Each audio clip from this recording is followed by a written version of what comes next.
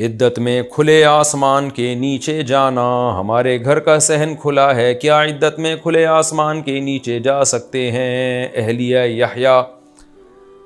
گھر سے نکلنے پر دیکھیں عدت کے دوران پابندی ہے، 3 چیزوں پر پابندی ہے۔ ایک، نامحرم سے پردہ کرے، وہ تو ویسے بھی فرض تھا لیکن عدت میں اور زیادہ فرض ہو جاتا ہے۔ نمبر 2، زینت کسی بھی قسم کی اختیار نہ کرے، خوشبو لگانا، بہت ہی بن ٹھن کے کپڑے پہننا مزین قسم کے، یا چوڑیاں پہننا یا مہندی لگانا، اس طرح کی چیزیں عدت میں جائز نہیں ہیں۔ اور تیسری چیز ہے گھر کی 4 دیواری سے شدید ضرورت کے بغیر باہر نہ نکلنا۔ یہ 3 پابندیاں عدت کی ہیں، چاہے طلاق کی عدت ہو یا بیوہ ہونے کی عدت ہو۔ البتہ طلاق اگر رجعی ہے، 1 یا 2 طلاق شوہر نے دی ہے اور شوہری کے گھر میں عدت عورت گزار رہی ہے، تو پھر زینت اختیار کرنا اس کے لیے جائز ہے، تاکہ شوہر کے دل میں اس کی رغبت پیدا ہو اور وہ طلاق سے رجوع کرے، لیکن گھر سے نکل پھر بھی نہیں سکتی۔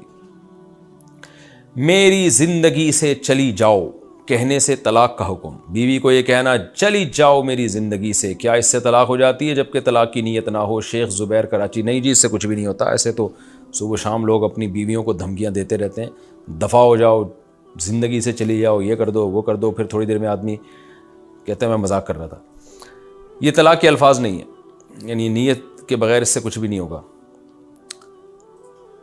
اور اگر نیت بھی ہے تو میری زندگی سے چلی جاؤ، اس میں نیت ہو تو پھر دوبارہ سوال پوچھیں، ویسے نیت ہے نہیں تو میں کیوں خام خواہ ایک چیز کو پیچیدہ بناؤں۔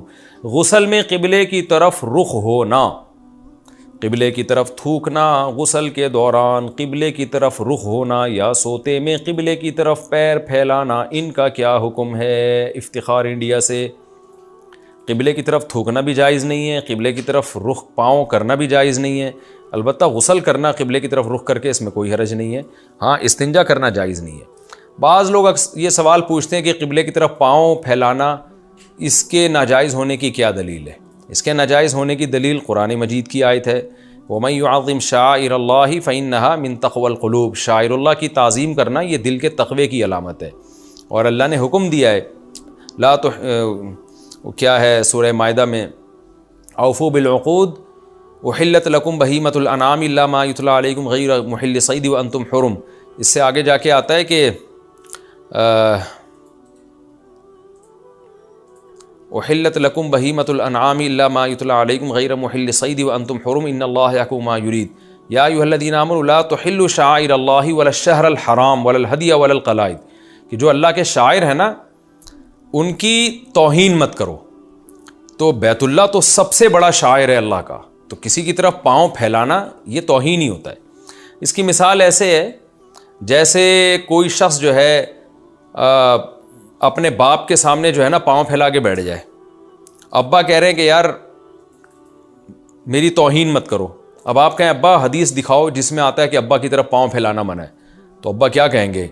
بیٹا میں یہ تو حدیث دکھا سکتا ہوں کہ ابا کی تعظیم لازم ہے، اور پاؤں پھیلانا کسی کی طرف یہ ہمارے عرف میں توہین سمجھا جاتا ہے۔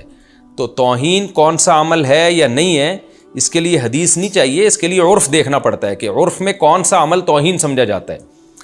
تو جیسے آپ ابا کو گالی دیں، اردو میں گالی دیں، تو ابا کو غصہ آئے گا، اب آپ ابا سے یہ مطالبہ کرنا شروع کر دو کہ ابا یہ والے الفاظ آپ کے لیے بولنا جائز نہیں، اس پہ کوئی حدیث دکھائیں، تو ابا بولے گا بیٹا یہ گالی ہے، اردو میں یہ عرف، اردو کا عرف میں یہ گالی سمجھی جاتی ہے، اور گالی دینا اسلام میں حرام ہے، تو قرآن حدیث سے ثابت ہے۔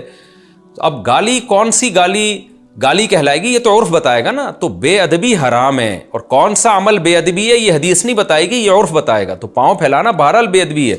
تو آج ہر چیز پہ بے وقوفوں کی طرح حدیثوں کا مطالبہ شروع کر دیتے ہیں، بالکل نہ فقہی بصیرت، اور عام لوگ جو ہے نا بڑے متاثر ہوتے ہیں کہ جی ماشاءاللہ ہر چیز پہ حدیث مانگ رہے ہیں۔ تو قبلے کی طرف تھوکنا منع ہے، یہ بھی حدیث سے ثابت ہے، تو پاؤں پھیلانا یہ بھی بے ادبی سمجھا جاتا ہے۔ ہاں کوئی ضرورت ہو تو ایک الگ بات ہے، ضرورت، اچھا حدیث میں قبلے کی طرف رخ کر کے قضاء حاجت سے منع کیا گیا ہے، اس میں دونوں طرح کی حدیثیں، بعض روایتوں سے منع پتہ چلتا ہے کہ سامنے اگر آڑ موجود ہے تو آپ قبلے کی طرف رخ کر کے قضاء حاجت کر سکتے ہیں، اور بعض روایتوں سے پتہ چلتا ہے کہ نہیں، آڑ کا مسئلہ نہیں، آڑ نہ بھی ہو، ترمذی کی حدیث ہے جس سے پتہ چلتا ہے کہ آڑ نہ بھی ہو تو بھی قبلے کی طرف رخ کر کے قضاء حاجت ناجائز ہے۔ تو احناف نے اس بارے میں بیت اللہ کی تعظیم کے پیش نظر اسی قول کو لیا ہے کہ جن صحابی کا یہ قول تھا کہ قبلے کی طرف رخ کر کے پیشاب کرنا یا پشت کر کے پیشاب کرنا علی الاطلاق حرام ہے، حناف نے احتیاط کے پیش نظر اسی قول کو لیا ہے. تو قبلے کی طرف رخ کر کے تھوکنا، قبلے کی طرف رخ کر کے پیشاب کرنا، قبلے کی طرف پاؤں کرنا، یہ ساری چیزیں بے ادبی سمجھی جاتی ہیں، اس لیے یہ جائز نہیں ہے. ہاں ضرورت ہو تو ایک الگ بات ہے. ضرورت کا مطلب کیا ہے؟ آپ نماز پڑھ رہے ہیں زمین پہ بیٹھ کے اور آپ کے لیے گھٹنے فولڈ کرنا بہت مشکل ہے، تو مجبوری ہے پھر آپ قبلے کی طرف پاؤں کر کے نماز پڑھیں. اسی طرح کوئی پیشنٹ ہے، اس کو بار بار بستر کو دائیں بائیں کرنا مشکل ہو رہا ہے، تو کوئی بات نہیں، مجبوری میں قبلے کی طرف پاؤں کر لے وہ.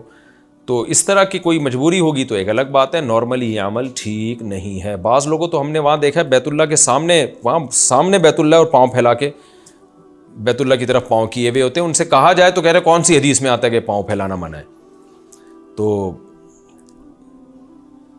باقی نبی صلی اللہ علیہ وسلم نے جو بیت اللہ کی طرف پشت کر کے آپ صلی اللہ علیہ وسلم بیٹھتے تھے تو وہ ضرورت کی وجہ سے، کیونکہ اگر بیت اللہ کی طرف پشت کو بھی حرام قرار دے دیا جاتا پھر تو زندگی گزارنا ایک دو بھر ہو جاتا. اور خاص طور پر حرم میں آپ جب بھی بیت اللہ سے نکلیں گے آپ کی پشت بیت اللہ کی طرف ہوگی، تو اگر اس کو ناجائز قرار دے دیا جاتا ہو تو بہت ٹینشن میں پڑ جاتی امت. اس لیے نبی نے اپنے عمل سے بتا دیا کہ بھئی یہ مستثنی ہے اس سے.